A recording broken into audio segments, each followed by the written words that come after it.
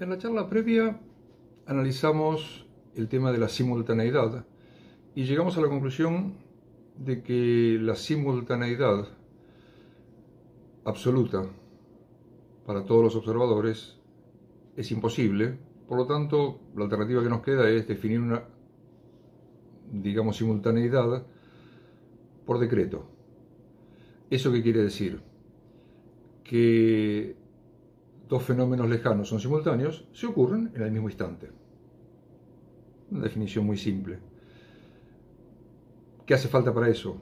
Estar seguros de que los fenómenos fueron registrados exactamente en el mismo instante, para lo cual utilizamos habitualmente lo que llamamos genéricamente relojes. Después vamos a ver que el término o los relojes que aparecen permanentemente en la relatividad son una figura poética, diría yo, de lo que son las verdaderas interacciones físicas que involucran tiempos de reacción a veces de duraciones mínimas, pero que requieren sincronismo.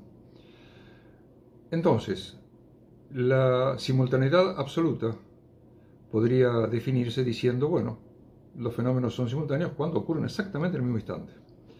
Entonces, cambiamos el eje del análisis y decimos, bueno, ¿cómo sabemos que dos fenómenos ocurren en el mismo instante?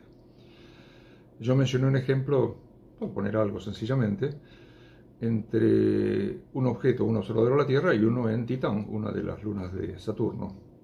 La distancia que nos separa es más o menos, algo más que eso, 1 hora luz, pero digamos que es la distancia correspondiente al trayecto que recorre la luz en 1 hora. Entonces, si yo quiero saber si mi reloj es sincrónico con el del observador que está ubicado en Titán, necesito un mecanismo de sincronismo. Se puede hacer de varias formas, pero elijamos una muy simple y imaginaria, como muchas de las que vamos a utilizar. Digamos que en vez de hablar de la Tierra y Saturno, sencillamente hablamos de dos objetos en una superficie plana, absolutamente plana, separados por 1 hora luz de distancia. Entonces los dos observadores se juntan en un extremo de esa pista imaginaria y controlan sus relojes, verificando que marcan la misma hora y marchan al mismo ritmo. O sea, son gemelos idénticos esos dos relojes. Entonces uno de los dos decide irse al otro extremo de la pista.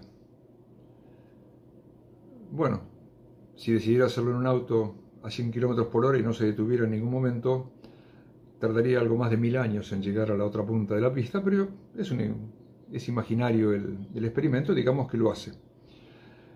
Y llega al extremo de la pista y siguen comunicándose vía telefónica o lo que fuera, con las demoras correspondientes en la llegada de la señal. Pero cuando llegue, se instala, frena, otra vez los dos son estacionarios, están los dos quietos uno respecto al otro, y quieren estar seguros de que en el traslado no se alteró el sincronismo de sus relojes. Entonces, uno de ellos, digamos el que se quedó en el punto de partida, manda una señal, de acuerdo a lo que conversaron y arreglaron antes de salir o durante la charla posterior, manda una señal a las 8 de la mañana. Si todo anda bien y los relojes no se desincronizaron y permanecen marchando al mismo ritmo, el otro observador debe recibir esa señal 1 hora después, o sea, exactamente a las 9 de la mañana.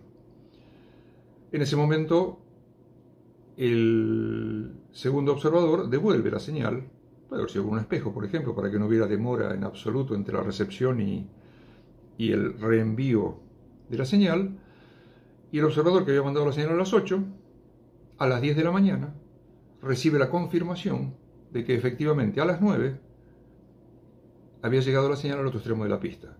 Consecuencia, los dos relojes están absolutamente sincronizados. O sea, se cumplen todas las reglas. Están a una distancia de 1 hora luz. La distancia la fueron midiendo en el camino con el cuentakilómetros para estar seguros de que esa distancia era la correcta. Y efectivamente el sincronismo posterior marca que los relojes no se desincronizaron y que además todo ocurre conforme a lo que esperaban. 1 hora de ida, 1 hora de vuelta. A las 8 mando la señal, a las 9 la recibe el otro observador, a las 10 la recibo yo de vuelta.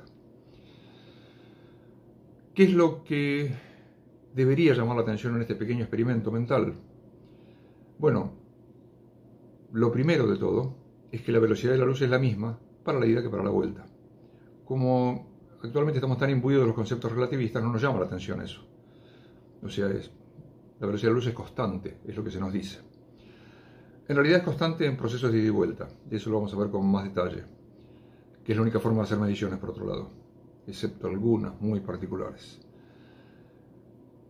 Entonces, lo que habríamos demostrado no es solo que se mantuvo el sincronismo, sino que además la velocidad de la luz es la misma en el trayecto de ida que de vuelta. Para recorrer esa distancia se tarda 1 hora a la ida y 1 hora a la vuelta para un rayo luminoso, la velocidad es la misma. Hasta va todo perfecto. Y si consideramos que la luz se transporta en un medio soporte, la única conclusión lógica a la que llegaríamos es que nosotros estamos estacionarios respecto a ese medio soporte. Imagínense lo mismo en el aire. Si ustedes mandan una señal sonora que se traslada, como ya dije en el video anterior, a 340 metros por segundo en el aire, si después de enviar una señal yo sigo avanzando hacia el otro observador, cuando el segundo observador me devuelve la señal, yo la recibo más rápido, porque intercepté la señal antes de que llegara, viajando a su velocidad de 340 metros por segundo, en el aire quieto o estacionario. Yo la intercepté antes de que llegara a la posición original, por lo tanto la recibo antes. Puedo tener todo eso en cuenta, volver a sincronizar los relojes, no hay problema, pero yo sé la velocidad del viento, la puedo medir incluso. Bueno, en el caso del éter era difícil medir la velocidad con respecto al éter, y los experimentos marcaban todos lo mismo. Cualquiera fuera el observador, pero cualquiera fuera el observador, la señal tardaba lo mismo en ir y volver o recorrer una determinada distancia. De ahí sale el concepto de velocidad constante. ¿Qué significa eso en la práctica?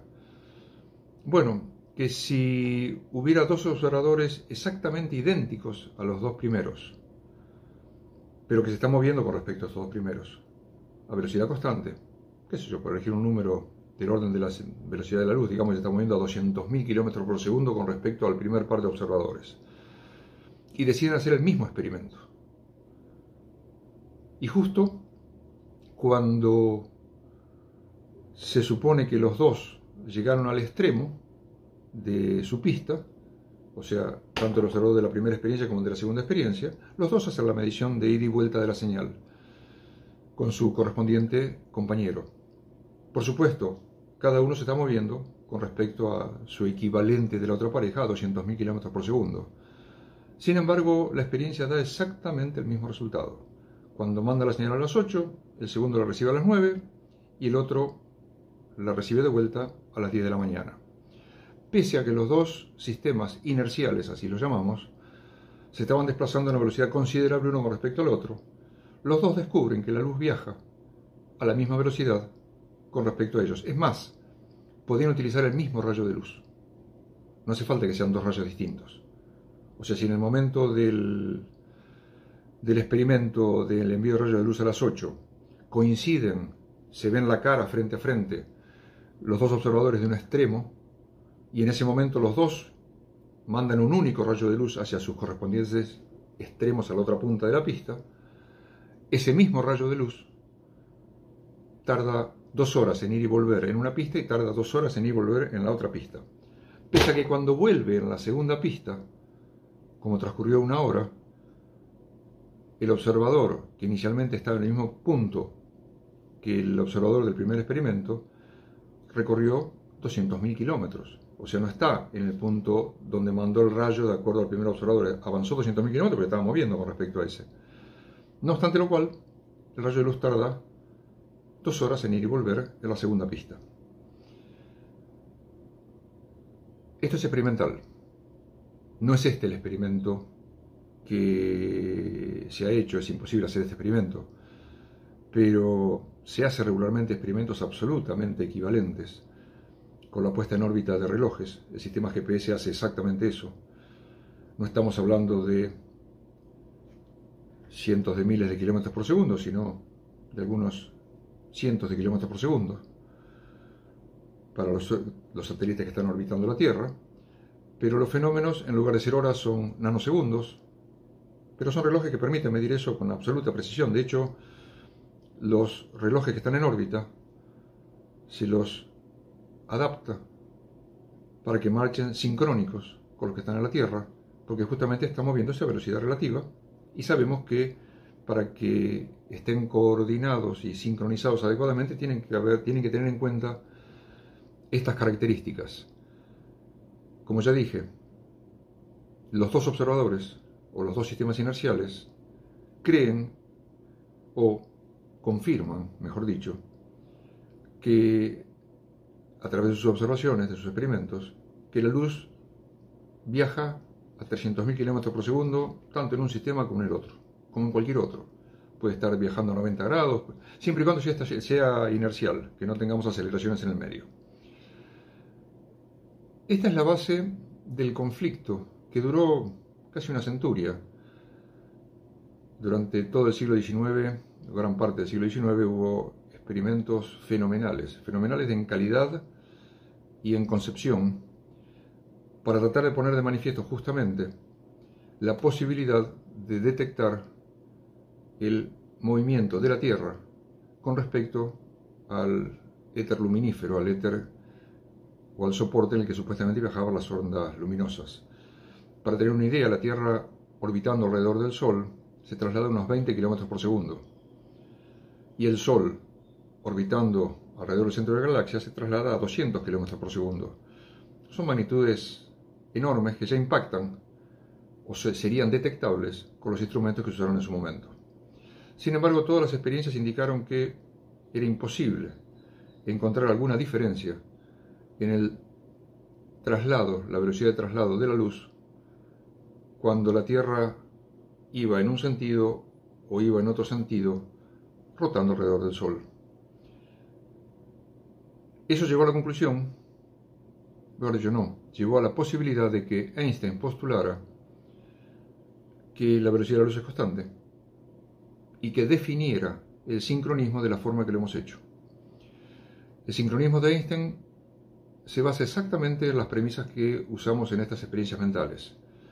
Dos relojes son sincrónicos si cumplen ese sistema de ecuaciones, digamos, o de respuestas que vimos en el ejemplo. Si un reloj manda una señal hacia el otro, o un observador con un reloj manda una señal hacia el otro, y la señal, después de hacer el recorrido de ida y vuelta, indica que es recibida por el otro reloj justo a la mitad del tiempo, o sea, si yo mando la señal al otro observador y a los 10 segundos vuelve, lo que tiene que ocurrir es que el segundo observador a los 5 segundos se ha recibido la señal. O sea, eso requiere el sincronismo y la definición de que la velocidad de la luz es la misma en el trayecto de ida que de vuelta. Eso también forma parte del trabajo de Einstein en su momento. O sea, no solo la corroboración de que la señal entre la ida y la vuelta, exactamente a la mitad del tiempo, encuentra al observador que está en el otro extremo, sino que se postula que la velocidad de la luz es la misma en el trayecto de ida que en el trayecto de vuelta, con independencia de si el sistema inercial se está moviendo con respecto a otro sistema inercial o lo que fuere. En definitiva, esto,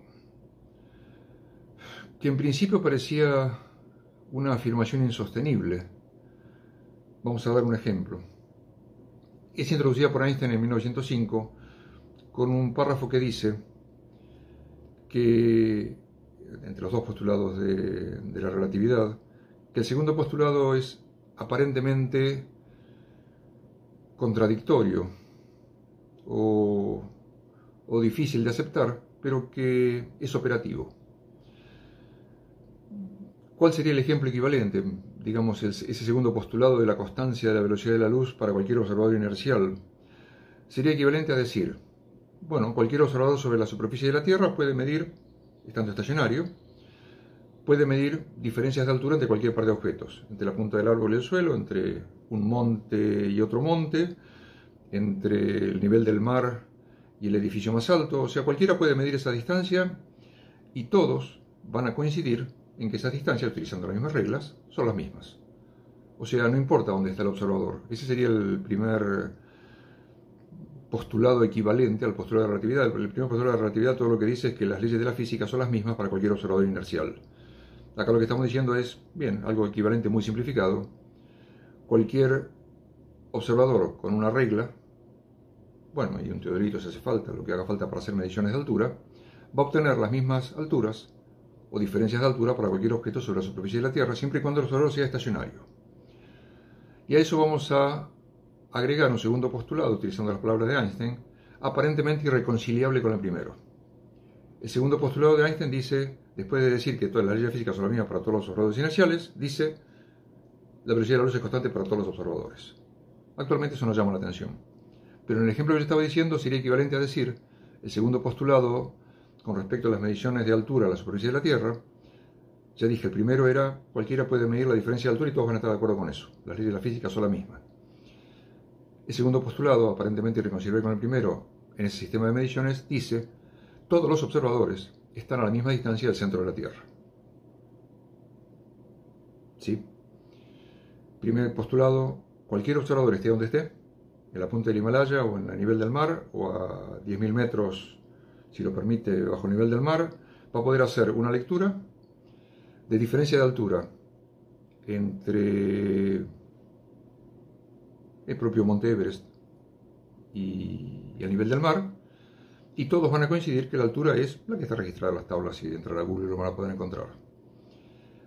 Pero después digo, todos los observadores están exactamente a 7.500 kilómetros del centro de la Tierra. 7.500, no importa si el número es exacto o no es exacto, es del orden. Cuando nos dicen eso diríamos, no, es imposible, porque hay observadores que están en la punta del Himalaya, otros que están en el nivel del mar, no pueden estar todos a la misma distancia del centro de la Tierra. Bueno, ahí se entiende por qué Einstein puso en su momento que el segundo postulado parecía irreconciliable con el primero. Es irreconciliable, pero la matemática permite aceptarlo, postularlo y hacer las ecuaciones correspondientes. Cuando uno hace las ecuaciones correspondientes, obtiene exactamente lo que corresponde a la relatividad especial. Las transformadas de Lorentz, obtenidas previas al desarrollo de Einstein, por eso se llaman de Lorentz, las ha obtenido Lorentz con anterioridad, basadas sencillamente en esos postulados. Uno aparentemente muy sencillo, las leyes de la física son las mismas para todos los observadores inerciales, y otra, aparentemente irreconciliable con el primero, que dice la velocidad de la luz es la misma para todos los observadores. El resto, matemática. Explicaciones, ninguna. Fundamento de la relatividad, la velocidad de la luz es constante. Demostración experimental. Bueno, al revés, los experimentos marcaban eso. Einstein lo que hizo fue elevar a nivel de postulado lo que marcaban los experimentos. Vamos a ver que existen interpretaciones alternativas que permiten llegar a las mismas ecuaciones y no necesariamente generan postulados no aparentemente sino realmente irreconciliables y evitan lo que para muchos son contradicciones lógicas o problemas de entender por qué el mundo responde y realmente responde a las ecuaciones relativistas.